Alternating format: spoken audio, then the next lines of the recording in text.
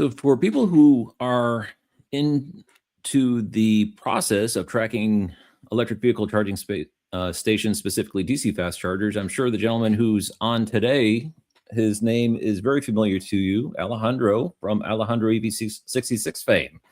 The man, the myth, the legend. You've been on Out of Spec Bits before, so I'm going to punch your frequent flyer ticket. Welcome back to Out of Spec Bits, Alejandro. Hi, Walter. Glad to be back. So we have you on today because it looks like we have some new tools available to us. The Alejandro EV66 of X fame, of which, let me just bring up your X page. For people who are unaware, Alejandro has a handle on X called Alejandro EV66, which you can go and follow. He has plenty of things on here which are of interest to people who are in the DC fast charging space in order to see new things coming up. He's very good at permit spotting and also tracks multiple other events that are going on in the electric vehicle space. And sorry, I know on the original video that we had with you, you mentioned your electric vehicle journey. And as I recall, it's been pretty extensive. Is that not the case? You've been an electric vehicle owner for many years? Yeah, starting in 2013 with a Nissan Leaf, and right Wow, now, 2013. yeah, I mean, when there were no chargers, you really had to struggle sometimes to get to places. But Yeah, no BMS either, right? yeah, with the Leaf, it was tricky because no thermal management, and you are in. I was in Texas, so summer in Texas, you do Mm. one single DC charge per day, and after that, it's like you're on your own. Battery is too hot to handle a second charge, and with only 80 miles of range, I mean, not much that you can do. But still, I managed to put over 50,000 miles on that car.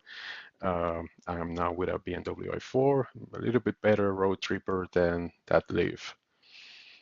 Yeah, I know that when I was in Florida, I used to track hurricanes out of necessity because it was just part of the way of life. And I would imagine as an electric vehicle owner for as long as you have been, tracking DC fast charger expansion is just kind of like a way of life. It's kind of like a survival thing. You need to get from point A to point B and you need to know what's out there. So for you, it's probably been kind of a long-standing hobby.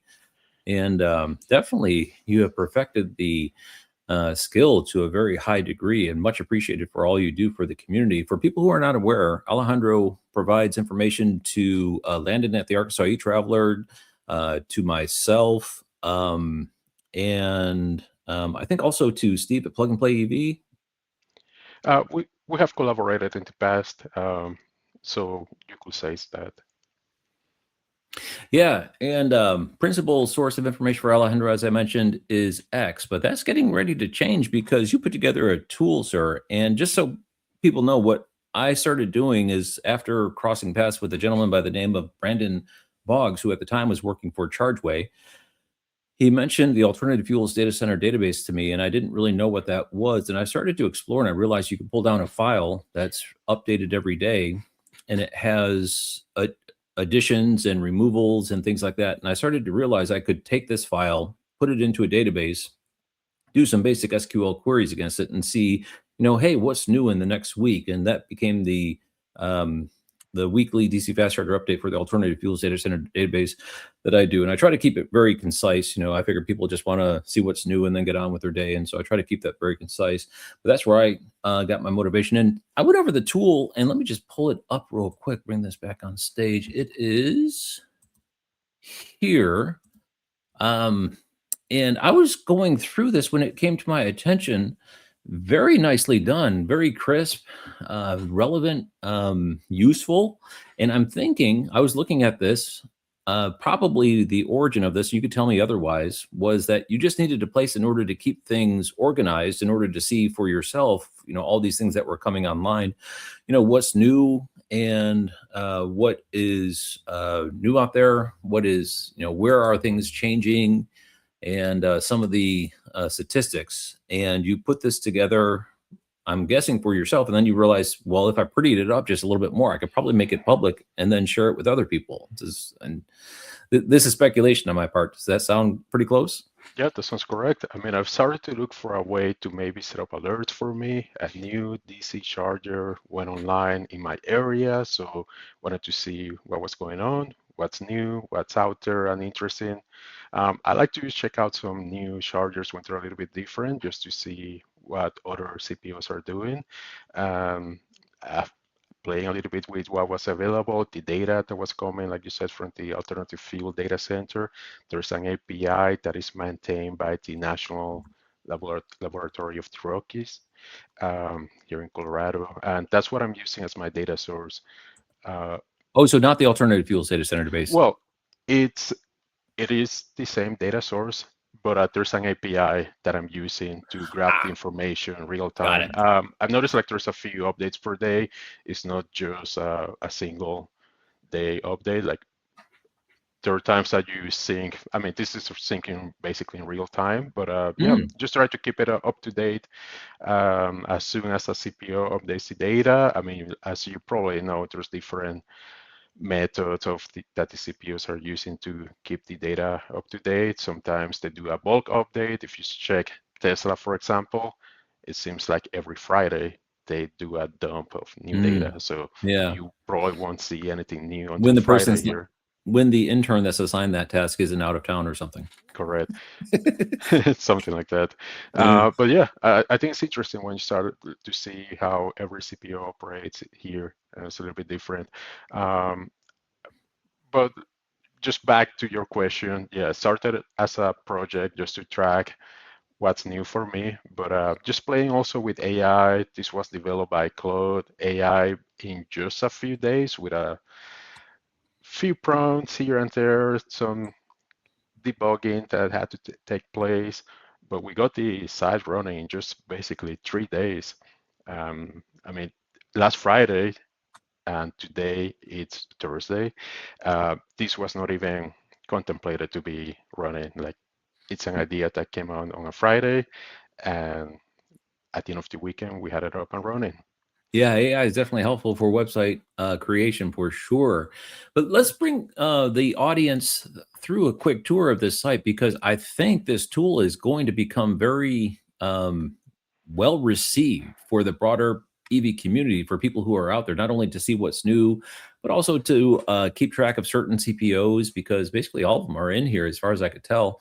Can you just bring us through? So this is the main page that you land, and just for clarity, what the name of the site is dcfctracker.com, and this is the page you come to. So can you walk us through exactly what we're looking at here? We're on page 1 of 291 with multiple different networks selected. Yeah, you're on the main page that shows all the sites by order that they were added. Well, not basically when they opened.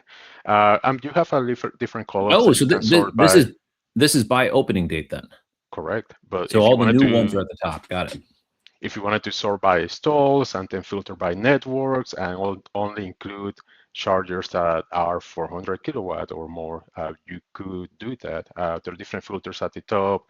You want to see what's in your state, you can do that in your region, include multiple states. You don't care about CCS because you have a vehicle with an NACS port. You can then just exclude the CCS, and now you're looking at only NACS connectors. So that to This is me so is cool, already, and you put it on a map too. yeah, it's just in coordinates that is coming from the alternative fuels data center. Very Working on cool. other integrations to see if we can include block share or anything else that can be helpful, because as you can see, we can track what's opening or what's out there. But at the moment, we don't have a way to check the status of a charger or give you more information, but maybe that will come in the future.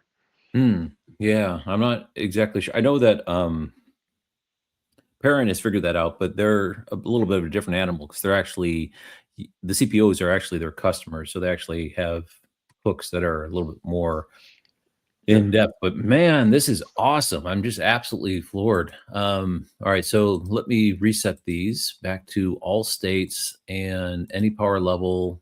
Well, let's just see in the past 1 month, what was So you do have Mercedes-Benz. That's very interesting because that's not coming from the alternative fuels data center database unless this is something that was just recently added. And I don't think so. February 9th. No.